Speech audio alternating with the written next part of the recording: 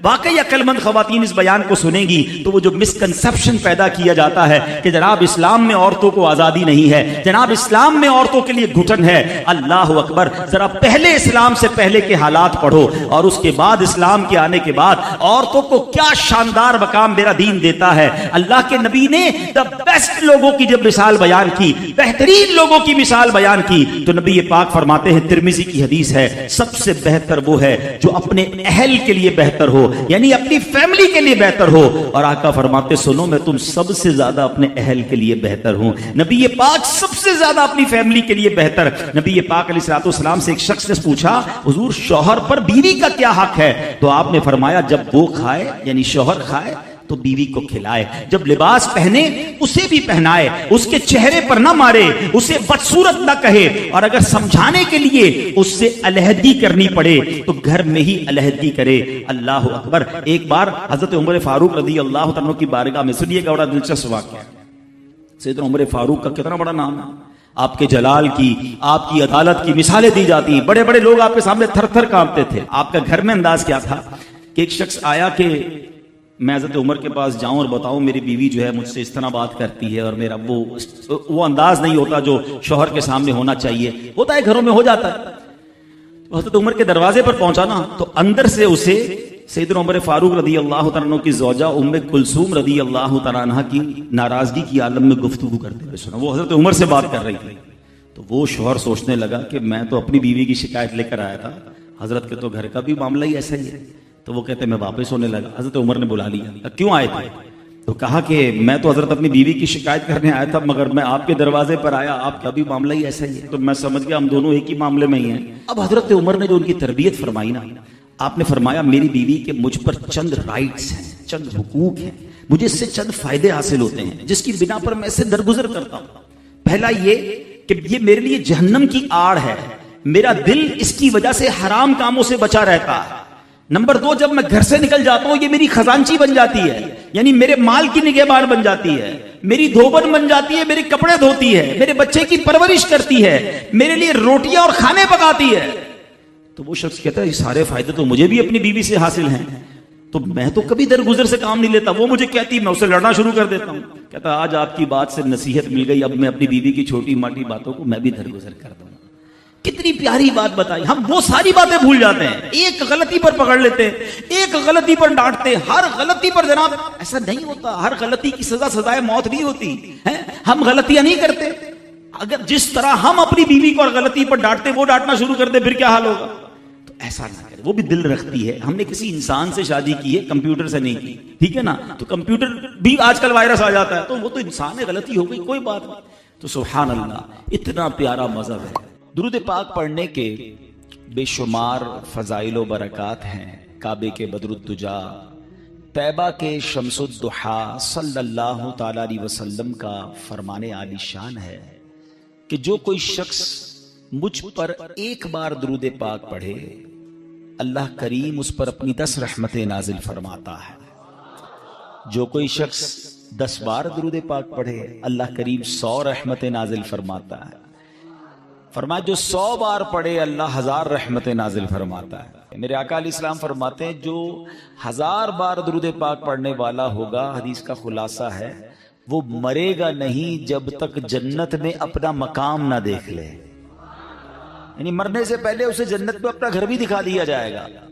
تو کیا ہی اچھا ہو کہ ہم چلتے پھرتے اٹھتے بیٹھتے کوئی ٹائم اپنی پوری ڈیلی روٹین کا ایسا سیٹ کریں کہ میں نے اس وقت درود پاک پڑھنا۔ اب دیکھیں نا سوشل میڈیا پر بعض اوقات گھنٹوں ہمارے ریلز دیکھتے ہوئے چیزیں دیکھتے ہوئے گزر جاتے ہیں، بلکہ بعض اوقات ان میں گناہ ہوتا ہے، ثواب تو دور کی بات، یا تو فضول ہوتے ہیں یا گناہ ہو رہا ہوتا ہے۔ تو کیوں نہ ان عادتوں کو کچھ کم کریں، اس سے جان چھڑائیں اور ذکر و درود کی طرف آ جائیں۔ اللہ مجھے بھی اور آپ کو بھی اپنا اور اپنے حبیب علیہ الصلوۃ والسلام کا کثرت سے ذکر کرنے کی توفیق عطا فرمائے۔ محبت کے ساتھ با آواز بلند درود پاک پڑھ لیں، صلو علی الحبیب۔ آج میں نے ایک بڑی کمال کی ایک سنت آپ کے سامنے پیش کرنی ہے، اور نارملی دیکھا یہ گیا ہے کہ اس سنت سے بہت سارے لوگ اب دور ہو گئے ہیں، حالانکہ یہ اتنی پیاری سنت ہے، بغیر محنت بغیر کوشش کے نیکیوں کا انبار لگ جاتا ہے۔ اتنی نیکیاں اور آپ اتنے بڑے بڑے انعامات کے حقدار بن جاتے ہیں، وہ سنت کون سی ہے میں انشاءاللہ بیان کرتا ہوں۔ مگر امام محمد بن محمد غزالی علیہ رحمت اللہ الوالی نے ایک بڑا پیارا واقعہ اپنی کتاب مکاشفۃ القلوب میں لکھا۔ مکاشفۃ القلوب بڑی پیاری کتاب ہے۔ واقعہ کیا تھا کہ ایک شخص نے ایک غلام خریدا۔ آج کے دور میں تو کسی کو گھر میں ملازم رکھنا ہو تو وہ نوکری پہ، جاب پہ رکھتا ہے نا، پہلے ایسا نہیں ہوتا تھا، پتہ ہے پہلے غلام خریدے جاتے تھے۔ انہوں نے غلام خریدا۔ اچھا جب غلام خریدا تو غلام کہتا ہے حضور میری 3 شرطیں ہیں۔ اچھا بات بڑی عجیب تھی، غلاموں کی شرطیں نہیں ہوتی ہیں۔ آپ نے کہا اچھا تم بھی شرطیں لگاؤ گے، بتاؤ کیا شرطیں ہیں؟ تو کہتا حضور پہلی شرط تو یہ ہے کہ آپ مجھے فرض نماز کے وقت منع نہیں کریں گے، نماز پڑھنے دیں گے۔ اچھا وہ آقا بھی دیندار تھا، نماز نیک آدمی تھا، کہتا ٹھیک ہے مسلمان ہوں، نماز سے کیوں روکوں گا، اوکے۔ کہتا دوسری شرط یہ ہے کہ دن میں جو چاہے کام لے لیں، رات مجھے آپ چھوڑ دیں گے۔ کہا ٹھیک ہے مجھے کام دن میں لینا، میں بھی رات آرام کرتا ہوں، تم بھی رات آرام کرنا۔ کہتا تیسری شرط یہ ہے کہ آپ مجھے اپنے گھر میں کوئی بھی ایک الگ سے کمرہ دے دیں گے تاکہ میں سیپریٹ رہوں۔ تو کہا ٹھیک ہے، میں نے بھی یہ سوچا تھا گھر میں بہت سارے کمرے ہیں، غلام کا کمرہ ہوتا ہے تو میں کمرہ دے دوں گا۔ شرطیں کوئی مشکل تھی نہیں، آقا نے ایکسپٹ کر لیا۔ غلام گھر پر آیا، بڑا محنتی غلام تھا، دن میں کام کرتا، رات اپنے کمرے میں چلا جاتا۔ ایک دن آقا چلتے چلتے اس کے کمرے کے پاس سے جب گزرا تو دیکھا عجیب منظر ہے، کمرے کی چھت کھلی ہوئی ہے، آسمان سے نور برس رہا ہے، غلام سجدے میں ہے، اللہ کی عبادت کر رہا ہے اور اللہ کو رو رو کر یہ عرض کر رہا ہے کہ میرے مولا میں غلام ہوں، دن میں میری ڈیوٹیز ہیں، اگر یہ کام نہ ہوتا تو میں دن بھی تیری عبادت کرتا، رات بھی تیری عبادت کرتا۔ آقا بڑا حیران ہوا کہ یہ میرا غلام کیا چیز ہے، ایسی عبادت، ایسا نور اور ایسی گفتگو۔ اگلی رات ہوئی تو اپنی بیوی کو لیا کہ چلو میں تمہیں ایک منظر دکھاتا ہوں۔ اپنی زوجہ کو لے کر غلام کے کمرے کے پاس گیا، پھر وہی منظر، چھت کھلی ہوئی ہے، آسمان سے نور برس رہا ہے، غلام سجدے میں وہ ہے اور اللہ سے باتیں ہیں، بڑی کیفیت۔ جب یہ منظر دیکھا تو وہ میاں بیوی بھی آنسو بہانے لگے، وہ بھی رونے لگے کہ یہ کیسا غلام ہے۔ صبح ہوئی تو غلام کو آقا نے بلایا اور کہا کہ ہمیں پتہ چل گیا ہے تمہاری رات کی عبادت ہم نے دیکھ لی ہے، تم اللہ سے یہی کہہ رہے تھے نا کہ یا اللہ میں مجبور ہوں، اگر دن میں بھی فارغ ہوتا تو تیری عبادت کرتا، رات میں تو تیری عبادت کرتا ہوں۔ تو ہم میاں بیوی نے فیصلہ کیا ہے کہ آج کے بعد تم آزاد ہو، جاؤ دن میں بھی عبادت کرو، رات میں بھی اللہ کی عبادت کرو۔ اچھا ہماری جگہ کوئی ہوتا تو بڑا خوش ہو جاتا کہ چلو یار انعام مل گیا، غلام کو آزاد ہونا بڑی نعمت تھی، مگر وہ غلام دراصل وہ آقا بننے کے قابل تھا، وہی آقا تھا، وہ بڑا کمال کا بندہ تھا۔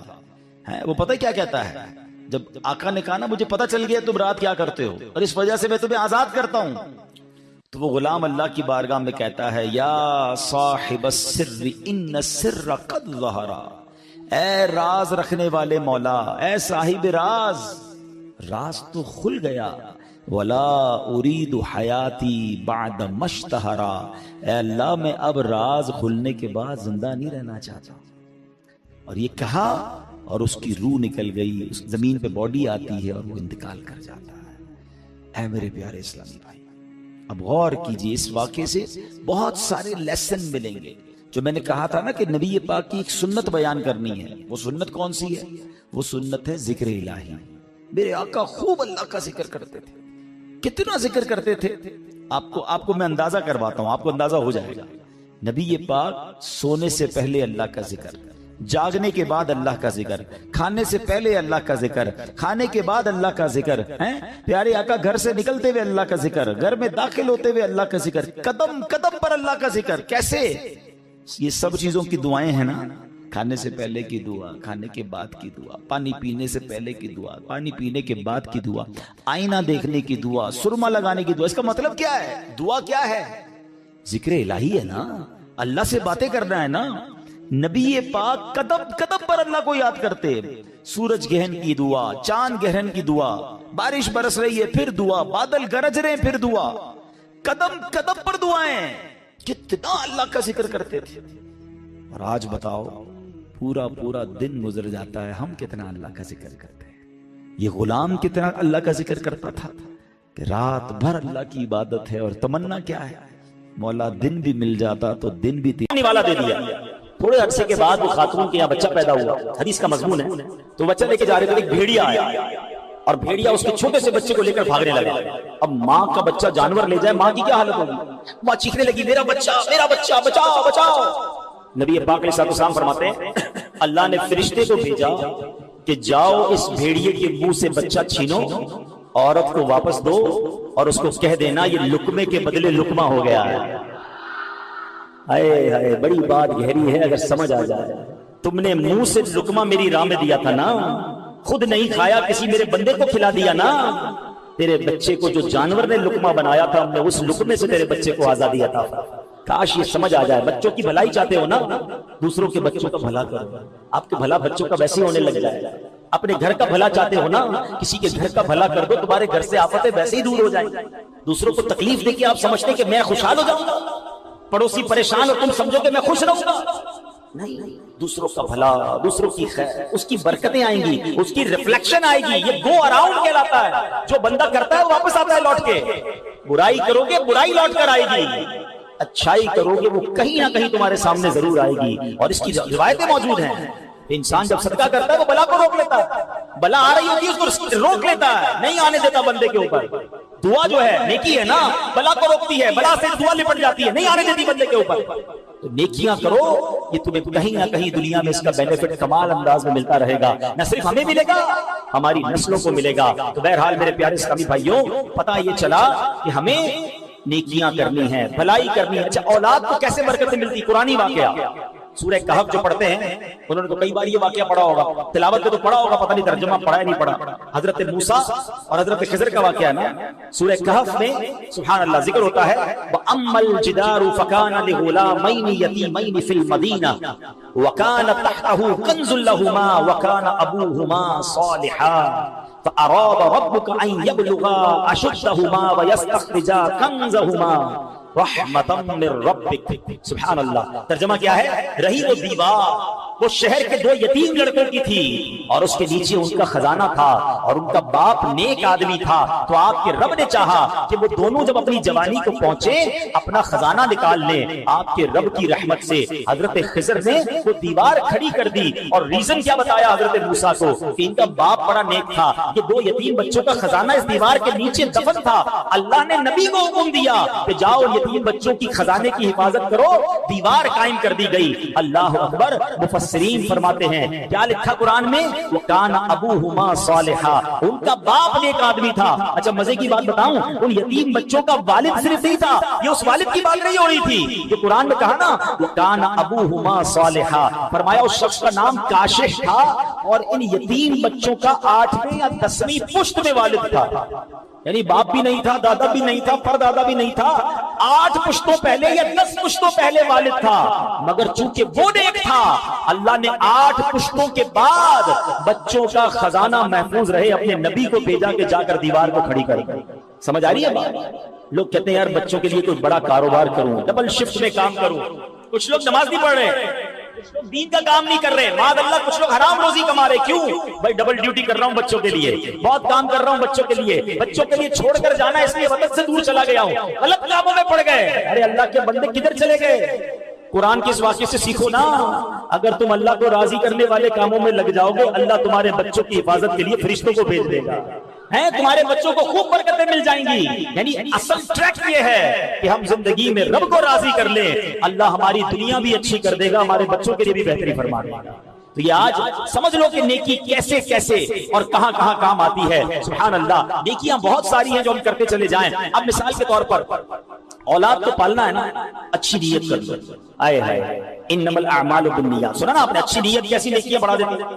اب اولاد پالنے کی کیا نیت ہوتی ہے؟ یہ بڑا ہو کے ڈاکٹر بنے گا, بڑا ہو کے انجینئر بنے گا, اس کو بڑا پیسے والا بنانا ہے, اس کو کاروباری بنانا ہے. کیا پیاری نیت علماء نے فرمائی کہ والد کو چاہیے کہ اولاد کی پرورش اس نیت سے کرے کہ میرا یہ بیٹا یا بیٹی روز قیامت میری شفاعت کریں گے. جس دن یہ آپ کا مائنڈ سیٹ بن گیا نا کہ یار بیٹے کی پرورش ایسے کرنی ہے, بیٹی کی پرورش ایسے کرنی ہے کہ قیامت کے دن میری شفاعت کرے, اللہ ان کو ایسا بنا دے کہ یہ میری شفاعت کر دے, تو آپ کا سارا دماگ ہی چینج ہو جائے گا. پھر تو عالم بنانا ہے, پھر تو حافظ بنانا ہے, پھر تو دین کا مبلغ بنانا ہے, پھر تو ان کی ایسی تربیت کرنی ہے کہ میرے مرنے کے بعد بھی یہ میرے لیے دعا کریں. میں آپ کو بڑی کمال کی بات بتاؤں, جس کا بیٹا نمازی ہے نا, جس کی اولاد نمازی ہے اس باپ کے بارے نہیں یاد ہے. آپ کہیں کیوں؟ دیکھیں ایک تو یہ نا کہ حدیث میں آتا ہے کہ مرنے کے بعد اعمال منقطع ہو جائے گا، ڈسکنٹینیو ہو جائے گا سوائے 3 چیزوں کے. تو 3 چیزیں کون سی ہیں؟ علم اگر کوئی چھوڑ کر مرے، علم بعد میں پھیلتا رہے، صدقہ جاریہ یا نیک اولاد جو مرنے کے بعد والد کے لیے دعا کرے، مرحوم کے لیے دعا کرے. اب اگر بچہ نمازی بنا دیا نا، بے شک وہ آپ کے لیے دعا نہ کرے، ویسے تو کرنی چاہیے، لیکن وہ روزانہ پتہ ہے کتنی بار دعا کرے گا آپ کے لیے. جب اتحیات میں قاعدہ آخرہ میں بیٹھے گا نا، با وضو بھی ہوگا، قبلہ رو بھی ہوگا. ارے بچے کو نمازی بنا دو، روز با وضو قبلہ رو ہو کر تمہارے لیے دعائیں کرتا رہے. میرا بچہ انجینئر بن جائے، میرا بچہ ڈاکٹر بن جائے، اس کو فلاں سرٹیفکیٹ مل جائے، فلاں ڈپلوما مل جائے. اللہ کے بندے پہلے نمازی تو بنا لے اور خود نیک ہو جاؤ، تمہارے بچوں کو انشاءاللہ اللہ پاک ایسا نیک کر دے گا اور تمہاری نیکی کی برکتیں انہیں ملنا شروع ہو جائیں گی. اسی طرح میرے پیارے اسلامی بھائیوں، اچھی نیت ہو، آپ کا کاروبار بھی اچھا، آپ کی جو رزق حلال کمانا ہے نا، یہ بھی ثواب ہو سکتا ہے. ایک دن نبی پاک علیہ السلام اور صحابہ کرام کہیں تشریف فرما تھے. ایک بڑا مضبوط جسم والا بندہ نکلا اور کہاں گیا؟ روزگار کے لیے، اپنی روزی کمانے کے لیے. صحابہ کرام میں سے کسی نے کہا کہ اگر یہ اس کی جوانی جو ہے اللہ پاک کی راہ میں صرف ہوتی تو کیا بات تھی، یہ تو کاروبار کے لیے جا رہا ہے. حدیث پاک کا خلاصہ ہے، نبی پاک نے فرمایا ایسا مت کہو، کیونکہ اگر وہ محنت و کوشش اس لیے کرتا ہے کہ خود کو سوال سے بچائے اور لوگوں سے بے پرواہ ہو جائے، یقیناً یہ اللہ پاک کی راہ میں ہے. اور اگر وہ اپنے ضعیف والدین اور کمزور اولاد کے لیے محنت کرتا ہے، یہ پھر بھی اللہ پاک کی راہ میں ہے. اور اگر فخر اور مال کی زیادہ طلبی کے لیے کر رہا ہے تو وہ شیطان کی راہ میں ہے. یعنی ایک ہی جاب ہے، ایک ہی کاروبار ہے، اچھی نیت شامل ہو جائے تو یہ اللہ کی راہ بن سکتا ہے، راہ خدا بن سکتا ہے. اور وہی نوکری، وہی کاروبار اگر دنیا میں بڑائی دکھانے کے لیے ہے، مال جمع کرنے کے لیے ہے، لوگوں پر فخر جمانے کے لیے ہے، تو روز صبح جا بھی رہا ہے مگر شیطان کی راہ میں جا رہا ہے. فرق سمجھو نیت، اچھی نیت اور بری نیت کا. تو اللہ کرے ہم سمجھ جائیں. اب ایک اور بڑا نیکی کا کام جو ہم سب کر رہے تھے، یہ مجھے بڑا افسوس ہے، یقین آخری بات، رمضان میں سارے نمازی، اور رمضان کے بعد کیا ہو گیا؟ سوشل میڈیا پر ایک پوسٹ آئی تھی نا کہ ہم بھی عجیب لوگ ہیں، ایک چاند دیکھ کر مسجد جو ہے وہ آباد کر دیتے اور دوسرا چاند دیکھ کر مسجد ویران کر دیتے. ایسا تو نہ کرو. کیوں مسجد سے دور آ گئے؟ کیوں نمازیں چھوڑ دی؟ آپ کو پتہ یہ کیسی نیکی ہے؟ یہ نیکی آپ کو دنیا میں کیسے کمالات اور آخرت کی اور آپ کی اولاد کو کیسے کمالات دے سکتی ہے. سنتے جاؤ. نماز ایک شکر ہے اور شکر کی برکت سے نعمتوں میں اضافہ ہوتا ہے. نماز ہر مسلمان پر فرض ہے. جو 5 نمازیں پابندی کے ساتھ ادا کرنے کی عادت بنا لے انشاءاللہ فرض شناس ہو جائے گا. لاپرواہی، سستی اور کاہلی کی آفت سے بچنے میں کامیاب ہو جائے گا. جدید سائیکالوجی کے مطابق کسی بھی کام کی کامیابی کے لیے مضبوط قوت ارادی ضروری ہوتی ہے. جس کی قوت ارادی مضبوط نہ ہو اس سے بڑے کام نہیں ہوتے. مگر سنو، نماز کا دنیاوی ایک فائدہ یہ بھی ہے کہ جو نماز کا عادی ہوتا ہے اس کی قوت ارادی بڑی مضبوط ہو جاتی ہے. سبحان اللہ. نماز کا ایک اور پتہ کیا شاندار فائدہ ہے؟ نماز کرنے والے کے گرد نماز پڑھتا رہو ایک حفاظتی حصار قائم ہو جاتا ہے. بیماری کا علاج 2 چیزوں میں ہوتا ہے. ایک ہوتا ہے بیماری کی دوائی پیو تو مرض دور ہوتا ہے، مگر ویکسین لگاؤ تو بیماری بھی دور ہوتی ہے، آئندہ بیماری لگ بھی نہیں سکتی ہے. ایک میڈیکلی حصار ہو جاتا ہے. سنو نماز کیسا حصار ہے؟ قرآن کہتا ہے ان الصلاۃ تنہا عن الفحشاء والمنکر، بے شک نماز منع کرتی ہے بے حیائی اور بری باتوں سے. تو پتہ یہ چلا کہ بندہ نمازی بن جائے، نماز اسے برائیوں سے بچانے لگ جاتی ہے. ایک مرتبہ ایک صحابی بارگاہ رسالت میں حاضر ہوئے، عرض کی یا رسول اللہ صلی اللہ علیہ وسلم، فلاں شخص نماز بھی پڑھتا ہے، چوری بھی کرتا ہے. اللہ کے حبیب نے فرمایا اسے چھوڑ دو، اس کی نماز جو ہے اسے چوری سے روک دے گی، اس کی نماز اسے چوری سے بچائے گی. تو پتہ یہ چلا کہ نماز خود بری بات سے بچاتی ہے. سبحان اللہ. ایک بار ہم بیرون ملک سفر پر تھے، بڑی کمال کی بات نگران شورا نے فرمائی. کچھ لوگوں نے کہا بڑی برائیاں ہیں ہمارے معاشرے میں، بڑے مسائل ہیں. فرمایا نماز درست کر دو، باقی نماز بندے کو درست کر دے. اور یہ بیڑا اٹھایا دعوت اسلامی نے. اب دیکھیں بڑی ٹیکنیکل بات کہنے جا رہا ہوں. قرآن کیا کہہ رہا ہے؟ ان الصلاۃ تنہا عن الفحشاء والمنکر، بے شک نماز منع کرتی ہے بے حیائی اور بری بات سے، روک لیتی ہے نا. ہمارے محلے کا نمازی نماز پڑھ رہا ہے، بے حیائی بھی چھوڑ رہا. 2 باتیں کیسے ٹکرا رہی ہیں؟ اس کا مطلب پتہ ہے کہ آنسر کیا آئے گا؟ اس کا مطلب یہ ہے کہ نماز ٹھیک نہیں ہے. قرآن میں تو کوئی غلطی نہیں ہے، شک کی گنجائش بھی نہیں ہے. تم ٹھیک نماز نہیں پڑھ رہے اس لیے نماز بے حیائی سے نہیں روک رہی ہے. جس دن تمہاری نماز ٹھیک ہو گئی، نماز درست ہو گئی، نماز بندے کو درست کر دے. نماز کے کتنے فرائض ہیں، کتنی شرائط ہیں، کتنے واجبات ہیں، پتہ ہی نہیں لوگوں کو. اچھا میں اس کو تھوڑا سا آسان طریقے سے سمجھا دیتا ہوں. کسی بھی تالے کو کھولنے کے لیے کیا چاہیے؟ کیا چاہیے؟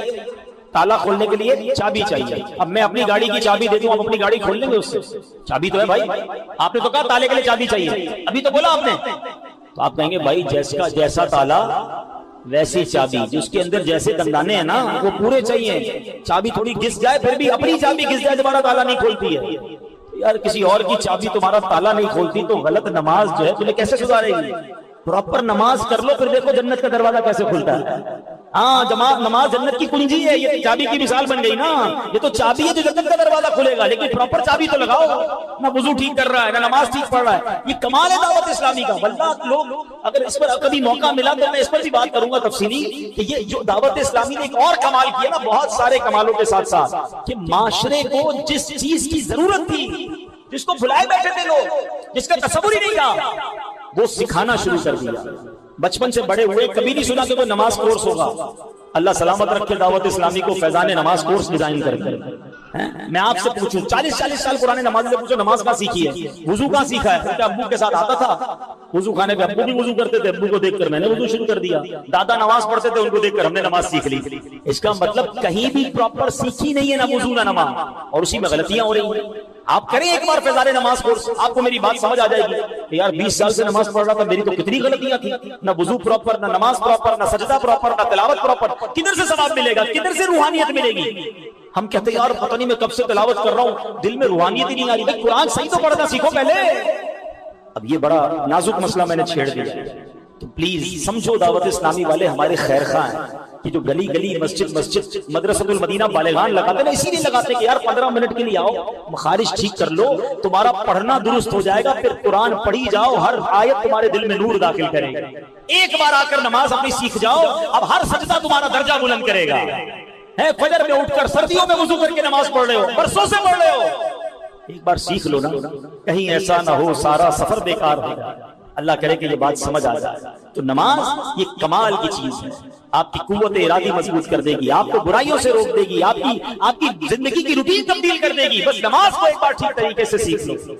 اور جو میں نے نیت کی بات کی نا, اچھی نیت تو بہت برکت لاتی ہے, لیکن اگر دل میں نیت بری ہو نا, ہاں اس کا سی بڑا مصیبت ہے. وہ آپ کے اوپر بھی اور آپ کی آنے والی نسلوں پہ بھی برا امپیکٹ ڈالے گی, آپ کے کاروبار کو تباہ کر کے رکھ دے گی. اگر آپ کسی کے کاروبار پر, کسی کے مال پر, کسی کی زندگی پر بری نظر لگائے بیٹھے ہیں, اللہ سے خوف تو کرو نا, گناہ سے تو بچو. اگر مشکل سے نکلنا ہے نا تو اللہ کی فرما برداری کرو. ایک اور جگہ رب فرماتا ہے وَمَن يَتَّقِ اللَّهَ يَجْعَل لَّهُ مَخْرَجًا, اگر جو اللہ سے ڈرے اللہ اس کے لیے نجات کا راستہ نکال دے. اللہ ایسے راستے نکالتا ہے جب بندہ اللہ کی فرما برداری کرتا ہے. اللہ کی نافرمانی بھی کرتے ہیں, پھر کہتے ہیں یار پتہ نہیں کون سا گناہ ہو گیا, مسئلے حل ہی نہیں ہو رہے, میری دعائیں قبول نہیں ہو رہی. اچھا نماز پڑھتے ہیں, ہاں وہ تو کبھی کبھی پڑھ لیتے ہیں. اچھا نمازیں قضا بھی ہو رہی ہیں اور اس کو اس بات کا احساس بھی نہیں کہ پتہ نہیں کون سا گناہ کر رہا ہوں. ارے بھائی تو سب سے بڑا گناہ کر رہا ہے. یہ بڑا مسئلہ ہے ہمارے یہاں. کوئی شراب پیے نا, شراب پیتا ہے, جوا کھیلے, تو جواری ہے, یہ تو چوری کرتا ہے. اچھا ہم نے اپنے طور پر گناہوں کی اپنی ڈیفینیشن بنا لی. یقیناً چوری, شراب, جوا حرام, جہنم میں لے جانے والا کام, مگر نماز نہ پڑھنا یہ اس سے بڑا گناہ ہے. اچھا کوئی بات نہیں, نماز جمعے کی پڑھتا ہے, وہ کوئی گناہ ہی نہیں. ہم نے بھی اپنے طور پہ گناہوں کی ڈیفینیشن بنا لی ہے. خدارا اللہ کے غضب سے ڈرو, اور جس دن اللہ کی فرما برداری کرو گے اللہ آپ کو انشاءاللہ غیب سے راستے نکالے گا. کیسے غیب سے راستے نکلتے ہیں سنو. نیکی کا فائدہ, کسی کی مدد کرنے کا فائدہ, بڑا کمال کا واقعہ. آج سے تقریباً 150-200 سال پہلے کا یہ واقعہ. عرب کے کسی دیہات میں رہنے والا شخص تھا جس کا نام تھا ابن جدعان.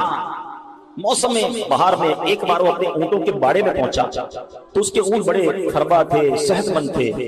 اونٹنی تو بہت ہی صحت مند تھی, کمال کا اس سے دودھ اتر رہا تھا نا. تو یہ دیکھ کر اس کا سر شکر سے جھک گیا. پھر اچانک اس کو قرآن پاک کی 4 پارے کی پہلی آیت یاد آ رہی. وہ آیت کیا ہے؟ لن تنالوا البر حتى تنفقوا مما تحبون. اللہ فرماتا تم ہرگز بھلائی کو نہ پہنچو گے جب تک راہ خدا میں اپنی پیاری چیز خرچ نہ کرو. تو اس نے فیصلہ کر لیا کہ اس اونٹنی اور اس کے بچے کو راہ خدا میں صدقہ کر دوں گا. کہ اتنا دودھ دے رہی ہے, اتنی اچھی اونٹنی ہے, تو میں اس اونٹنی کو ہی صدقہ کر دیتا ہوں. سب سے اچھی چیز تھی. یہ بڑی کمال کی بات ہے. میں اس آیت اور اس کے ترجمے اور اس کی تفصیل پر تھوڑی دیر بعد بات کرتا ہوں, پھر آپ کو سمجھ آئے گی کہ اپنی پیاری چیز خرچ کرنے کا اجر کتنا ہے. تو اس نے کیا کیا کہ یہ اونٹنی کو اور بچے کو ساتھ لیا اور ایک پڑوسی کے گھر پہنچ گیا. پڑوسی کی 7 غریب بیٹیاں تھیں، بڑا غریب تھا، دروازہ کھٹکھٹایا اور جیسے دروازہ کھلا تو کہا یہ اونٹنی اس کا بچہ یہ آپ کو تحفہ ہے۔ پڑوسی تو حیران، دودھ دینے والی اونٹنی میرے گھر آ گئی، بڑی دعائیں دی اس نے۔ اب یہ ابن جدعان جو چلا گیا، کچھ عرصہ ہوا تو بڑا قحط آ گیا، پانی بھی نہیں، بارشیں بھی نہیں ہو رہی، ہر طرف پانی کی قلت، ایک ایک گھونٹ کو لوگ ترسنے لگے۔ ابن جدعان نے اپنے بیٹوں کو ساتھ لیا کہ چلو پانی ڈھونڈتے ہیں۔ ڈھونڈتے ڈھونڈتے وہ ایک غار، انڈر گراؤنڈ ایک غار تھا، اس میں چلا گیا۔ جب اندر اترا تو شاید یہ پانی مل جائے، اندر اترا تو پانی میں تو گیا لیکن پانی نہیں تھا بلکہ دلدل تھی۔ بچوں نے بڑی آوازیں لگائیں، ابن جدعان باہر بھی نکل سکا۔ بچے تھوڑی دیر 1 آدھ دن تو انتظار کیا، لگتا ہے ابا جی تو گئے۔ یہ بچے گھر آئے اور ابا جی کے لیے سمجھ فاتحہ پڑھی اور سب نے ابو کا مال آپس میں بانٹنا شروع کیا۔ پھر سوچا ابو کے پاس ایک اونٹنی بھی تھی، وہ اونٹنی تو ابو نے پڑوسی کو دے دی، لالچی بچہ تھے، یہ تو واپس لینی چاہیے اس سے، اتنی کمال کی اونٹنی تھی، بھائی جان بڑا دودھ دیتی تھی۔ پہنچ گیا پڑوسی کے پاس، کہا آپ کو یاد ہے ابو نے آپ کو ایک اونٹنی دی تھی؟ کہا بولا میں واپس چاہیے۔ ابو کہاں ہے؟ وہ تو دلدل میں گئے، نکلے نہیں وہاں سے۔ پڑوسی بھی کمال کرتا، کہا ٹھیک ہے تمہیں چاہیے تو واپس لے لو۔ اونٹنی واپس دی اور یہ پڑوسی ڈھونڈنے نکل گیا اپنے محسن کو، یہ مجھے اس نے بڑے مشکل وقت میں مدد کی تھی، آج میں اس کی مدد کروں گا۔ ڈھونڈتے ڈھونڈتے اس غار میں پہنچا، اندر اتر گیا، دلدل نظر آیا، اس نے آوازیں دینا شروع کی تو اس پڑوسی کو قریب سے کہیں سے سانس کی آواز آنے لگی۔ ڈھونڈتے ڈھونڈتے ہاتھ لگایا تو اس کو ابو جدعان ملا۔ ابو جدعان زندہ تھا، بڑی مشکل سے اس کو کھینچا، اس کو باہر نکالا۔ اب جب باہر آ گیا، سانس بحال ہوئی، کہا اے ابو جدعان یہ تو بتاؤ 8 دن سے دلدل میں ہو، 8 دن تک زندہ کیسے رہے؟ تمہیں کھانا پانی کیسے ملتا رہا؟ ابو جدعان کہتا ہے ماجرا بڑا عجیب ہے، واقعی میں سینے تک تو دلدل میں تھا، مگر روزانہ میرے منہ کے قریب ایک دودھ کا پیالہ آتا تھا، میں وہ دودھ پی لیتا تھا اور اسی وجہ سے میں زندہ رہا۔ ہاں 2 دن سے مجھے دودھ نہیں مل رہا۔ پڑوسی کہتا ہے بات مجھے سمجھ آ گئی ہے۔ کیا بات ہے بتاؤ تو صحیح مجھے۔ کہ بات یہ ہے کہ تم نے مجھے اونٹنی دی تھی نا، میرے بچے روز دودھ پی کر تمہیں دعا دیتے تھے، اللہ نے مشکل وقت میں دلدل میں تمہیں دودھ عطا فرمایا۔ کہ یہ بات تو ٹھیک ہے مگر 2 دن سے دودھ کیوں نہیں مل رہا تھا؟ کہ 2 دن پہلے تمہارے بچے آئے تھے، تمہاری اونٹنی واپس لے کر چلے گئے۔ ہائے ہائے، اللہ کرے یہ بات سمجھ آ جائے۔ کسی کو نوالا کھلا دو، اللہ تم سے مصیبتوں کو ٹال دے گا۔ کسی کی غربت میں مدد کر دو، اللہ تمہارے دکھ دور کر دے گا۔ کسی کو تم انشاءاللہ پانی پلاؤ، اس کی پیاس بجھاؤ، اللہ تمہاری دنیا اور آخرت کی پیاس بجھا دے گا۔ یہ بلائیں ٹلتی ہیں لوگوں کی دعاؤں سے، کسی کا ہاتھ پکڑ لو، انشاءاللہ مشکل میں وہ رب کی رحمت تمہارا ہاتھ تھام لے گی۔ مگر آج یہ وقت بہت مشکل آ گیا ہے، لوگ مدد کرتے نہیں، دھوکہ دیتے ہیں۔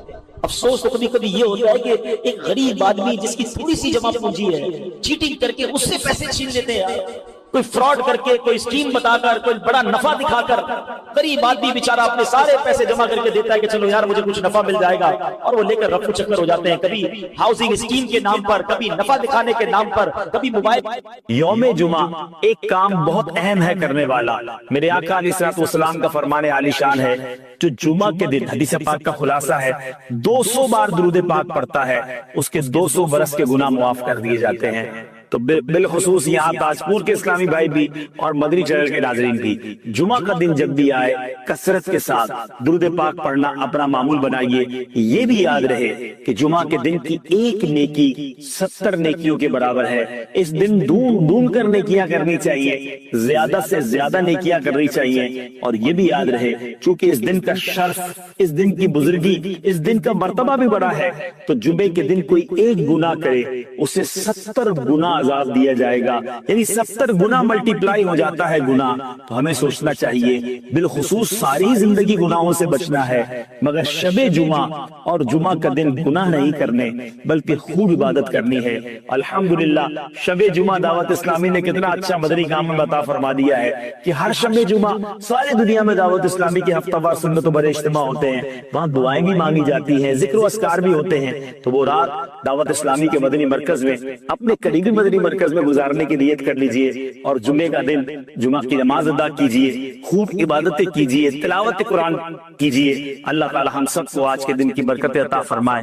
حضرت سیدنا اوس بن اوس رضی اللہ تعالیٰ عنہ سے روایت ہے کہ میں نے نبی پاک علیہ السلام کو فرماتے ہوئے سنا، جس کسی نے جمعہ کے دن اچھی طرح غسل کیا اور صبح سویرے بیدار ہو کر مسجد کی طرف طرف پیدل چلا، کسی سواری پر سوار نہ ہوا، امام کے قریب ہو کر بیٹھا اور اس کا جو خطبہ ہے وہ توجہ کے ساتھ سنا اور کوئی لغو بات نہ کی۔ اس کے ہر قدم پر چلنے پر ایک سال کے روزوں اور نمازوں کا اسے ثواب ملے گا۔ جمعے کے دن کو خاص طور پر اہتمام کے ساتھ گزارنا چاہیے۔ اس کو یوم عید کہا گیا، یہ تمام دنوں کا سردار ہے۔ جمعے کے دن کی اتنی برکتیں ہیں کہ کوئی جمعہ کے دن انتقال کر جائے تو اس کو قبر کے منکر نکیرین کے سوال و جواب سے آسانی اور عذاب قبر سے نجات مل جاتی ہے۔ ہمارے بزرگان دین، ہمارے اسلاف جمعے کے